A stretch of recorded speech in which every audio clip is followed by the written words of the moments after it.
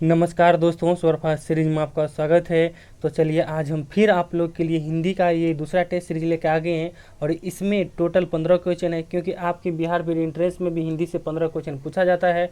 और देखिए इसमें हम जो भी क्वेश्चन सेट किए आपके एग्जाम के पॉइंट ऑफ व्यू से बहुत ही इंपॉर्टेंट है।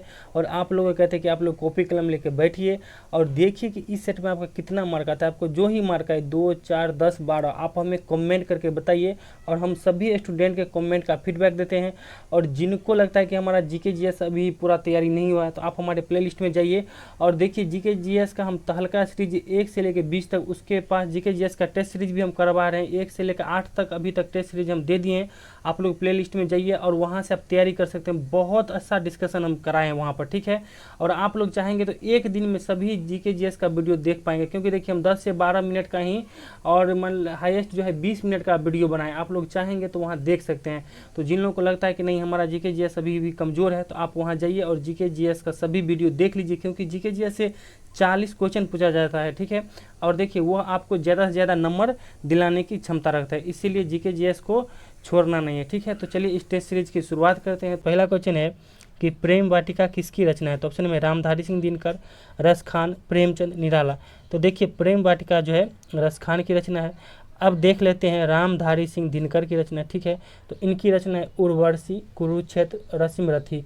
आप ये 3 पुस्तक इनकी याद रखिएगा, उर्वशी, कुरुक्षेत्र और रश्मिरथी। अब देखिए प्रेमचंद, ठीक है, इनकी रचना कौन कौन है।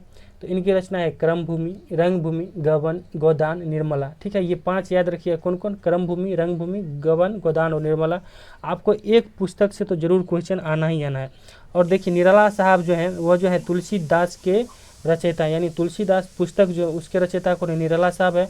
और देखिए रामचरितमानस के लेखक कौन है, तो तुलसीदास है, ठीक।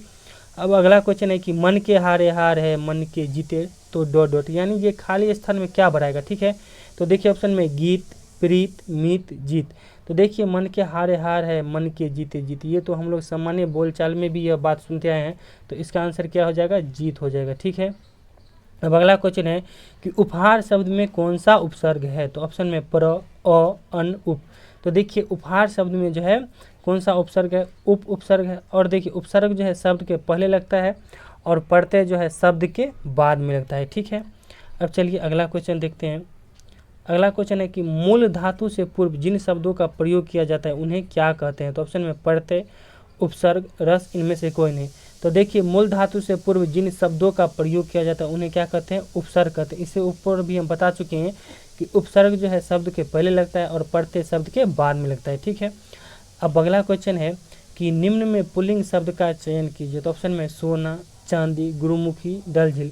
तो देखिए इसमें पुल्लिंग शब्द कौन हो जाएगा, सोना हो जाएगा। आप लोग को पिछले सेट में बता चुके हैं कि जितने भी धातु हैं, ठीक है, चाहे सोना हो, हीरा हो, लोहा हो, ये जो भी धातु है वो क्या है, पुल्लिंग है। अब देखिए आप बोलिएगा सर जिसमें तो चांदी भी है, तो चांदी जो है अपवाद है। तो आप लोग को चलिए बता देते हैं। देखिए जैसे धातु में तांबा, लोहा, सोना, पीतल, यह सब जो है पुल्लिंग हो जाएगा, अपवाद में जैसे चांदी है। अब देखिए जैसे पुल्लिंग में और है दिन के नाम, जैसे सोम, मंगल, बुध, बृहस्पति, शुक्र, शनि, रवि, यह सब जो है आपको क्या है, पुल्लिंग शब्द है।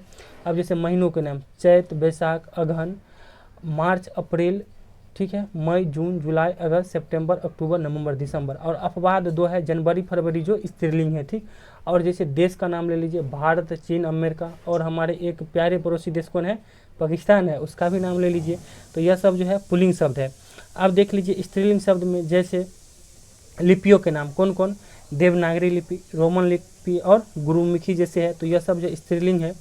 और भाषाओं के नाम जैसे हिंदी, तमिल, मराठी, पंजाबी, यह सब जो है स्त्रीलिंग शब्द है। और जैसे झीलों के नाम, डल झील, चिल्का झील, विक्टोरिया झील, यह सब भी जो है क्या है, स्त्रीलिंग शब्द है, ठीक। अब अगला क्वेश्चन देखते हैं। अगला क्वेश्चन है कि च, छ, ज, झ, ये ध्वनियाँ क्या कहलाते हैं। तो ऑप्शन में कंठे वर्ण, तालव्य वर्ण, नासिक्य वर्ण, इनमें से कोई नहीं, ठीक है। तो देखिए ये जो है च, छ, ज, झ, ये जो क्या है, तालव्य वर्ण है। आपको बता देते हैं कि च वर्ग जितने भी है, च, छ, ज, झ, यहाँ, यह जो है तालु से बोला जाता है, इसीलिए इसे क्या कहा जाता है, तालव्य वर्ण कहा जाता है, ठीक है। अब अगला क्वेश्चन है कि जिस समास का कोई भी पद प्रधान नहीं हो उसे कौन सा समास कहते हैं। तो ऑप्शन में द्विगु समास, कर्मधारय समास, बहुव्रीहि समास और डी है कोई नहीं, ठीक है। तो देखिए जिस समास का कोई भी पद प्रधान नहीं उसे क्या कहते हैं, बहुव्रीहि समास करते हैं। अब द्विगु समास को देख लेते हैं, ठीक है। अब देखिए, जिस समास में संख्यावाचक का बोध हो उसे द्विगु समास कहते हैं। जैसे त्रिकाल यानी 3 कालों का समाहार। अब देखिए 3, यह जो है संख्यावाचक बोध हो गया। नवरत्न जैसे 9 ग्रहों का समूह, यानी 9 जो है संख्यावाचक बोध हो गया, ठीक है। तो यह सब क्या हो जाएगा, द्विगु समास में आ जाएगा। अब देख लीजिए कर्मधारय समास।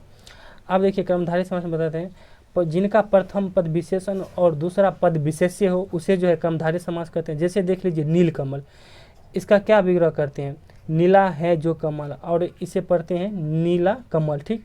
तो देखिए नीलकमल में नील को देखिए बड़ा किया गया यानी नीला किया गया, और जो सेकेंड पद है उसे वैसे ही रहा दिया गया कमल। अब फिर महावीर ले लीजिए, यह भी जो है कर्मधारय समास में आता है।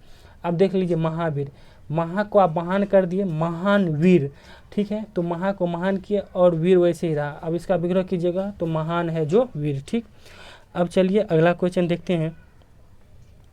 अगला क्वेश्चन है कि राम लक्ष्मण में कौन सा समास है। तो ऑप्शन में तत्पुरुष, द्वंद्व, द्विगु, इनमें से कोई नहीं। तो देखिए राम लक्ष्मण में कौन सा समास है, द्वंद्व समास है। अब आप लोग को बता रहे हैं कि द्वंद्व समास कैसे पहचानने का। जिस भी शब्द में देखिए ये डैश अगर बीच में आ जाए, आंख मूंद के कह दीजिए कि यह द्वंद्व समास है, ठीक है। अब आपको बताए थे द्वंद्व समास में, जैसे सीताराम बीच में डैश है वो हो जाएगा। देखिए और इसका परिभाषा क्या होता है कि इसमें सभी पद प्रधान होते हैं। जैसे राम का भी अपना कुछ अलग मोह था, लक्ष्मण का भी अपना कुछ अलग मोह था, सीता का भी कुछ अपना अलग मोह था, राम का भी अलग मोह था। अब जैसे राधा कृष्ण में भी बीच में डैश आता है। तो देखिए राधा का भी अलग मोह था, कृष्ण का भी अलग मोह था। अगर राधा ही नहीं रहती तो इतना रासलीला ही नहीं होता है, ठीक है। अब चलिए अगला क्वेश्चन देखते हैं कि प्रत्येक वाक्य की समाप्ति पर क्या लगता है। तो ऑप्शन में अल्प विराम, पूर्ण विराम, प्रश्नवाचक चिन्ह, बिंदु। तो देखिए प्रत्येक वाक्य की समाप्ति पर क्या लगता है, तो पूर्ण विराम लगता है, ठीक है। अब अगला क्वेश्चन देखते हैं, नमस्ते का संधि विच्छेद क्या होगा। तो ऑप्शन में नम जोर अस्ते, तम जोर अस्ते, नाम जोर अस्ते, नमः जोर अस्ते। तो इसका सही आंसर क्या हो जाएगा, नमः जोर अस्ते हो जाएगा, ठीक है।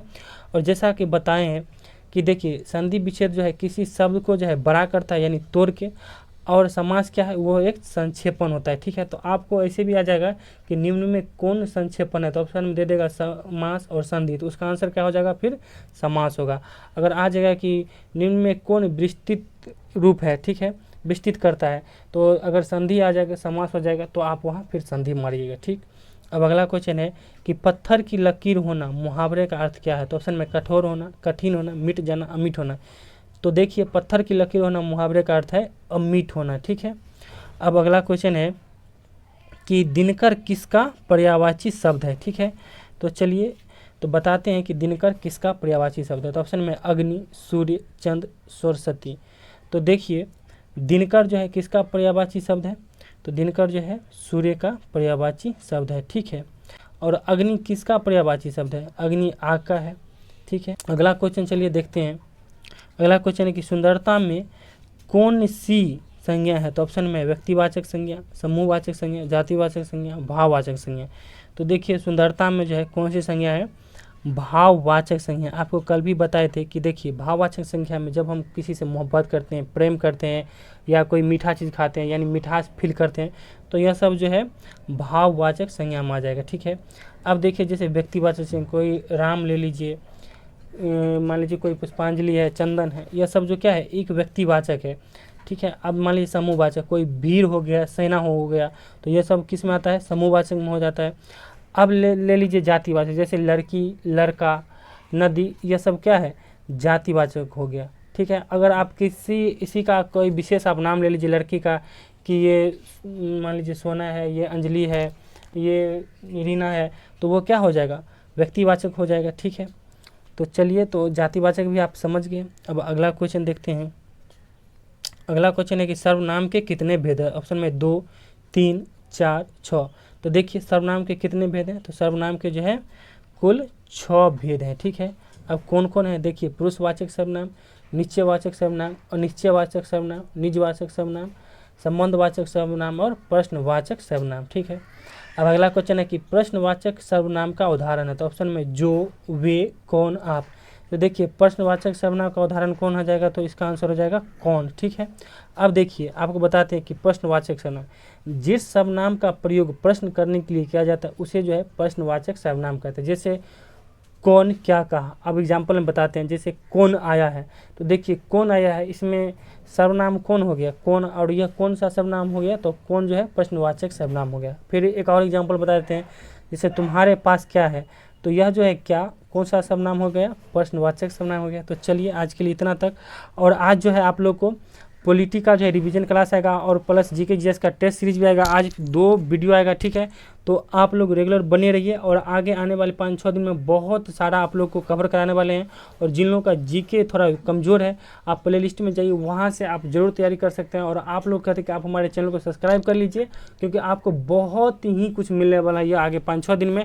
और कैसे काउंसलिंग करना है, और देखिए बिहार में कितने गवर्नमेंट कॉलेज हैं सरकारी जिसमें फ्री एडमिशन होता है, उसका हम वीडियो बनाए और उसका लिंक जो है इस वीडियो के डिस्क्रिप्शन में दे देंगे, आप लोग देख लीजिएगा। Thank you, all the best, और अपने तैयारी में जम के लगे रहिए। Thank you.